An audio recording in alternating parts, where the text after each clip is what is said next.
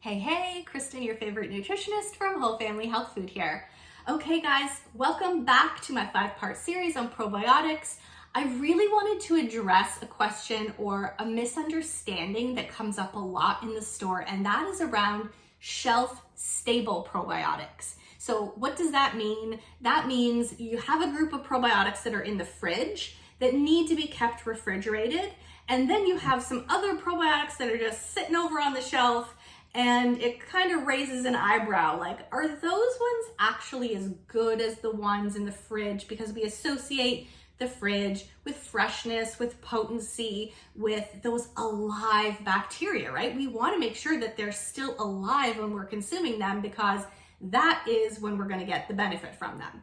So it does sort of raise some suspicion when historically probiotics have been kept in the fridge.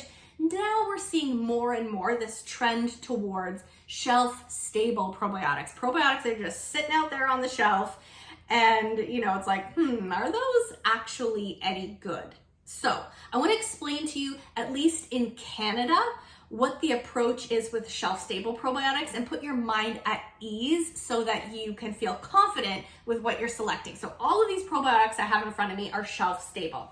So that means they can sit on your counter, they can go in your suitcase if you're traveling. You don't have to worry that you're gonna lose potency or efficacy by having them, in an unrefrigerated environment. Why? Why would we be able to have some probiotics sitting on the shelf and some in the fridge?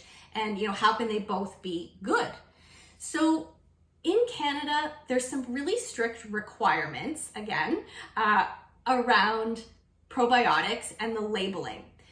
And not only the labeling, but also something called stability testing. So if you buy, this, my big bubba over here, 50 billion probiotics, then they've actually done testing on this product, and they can guarantee you as the consumer buying this product that even if this, if you've come into my store and you buy this the day it arrives, or if you buy it a year later, if by some unfortunate circumstance this product is sitting on my shelf for a whole year, then they have tested the stability of the strains in the capsule, and they can guarantee you that you're getting at least that 50 billion right through to the expiry date. And the same goes for the shelf-stable probiotics. So what you often see is higher potencies in the fridge and slightly lower potencies on the shelf. And again, not to mean that those are worse. In many cases, you don't need as much. They are very specifically studied strains for specific benefits. But if they're on the shelf, then what the brand or the manufacturer has done is they've actually done testing. They've put a bottle on the shelf and they've let it sit there for 1 year, for 2 years, and they've watched the die off, right? How long are these probiotics staying alive in this capsule, and how long are they able to continue to confer a benefit to the consumer that's going to take them? And at the end of this experiment, how many alive cultures are left? So that's the number that Health Canada requires that gets put on the bottle.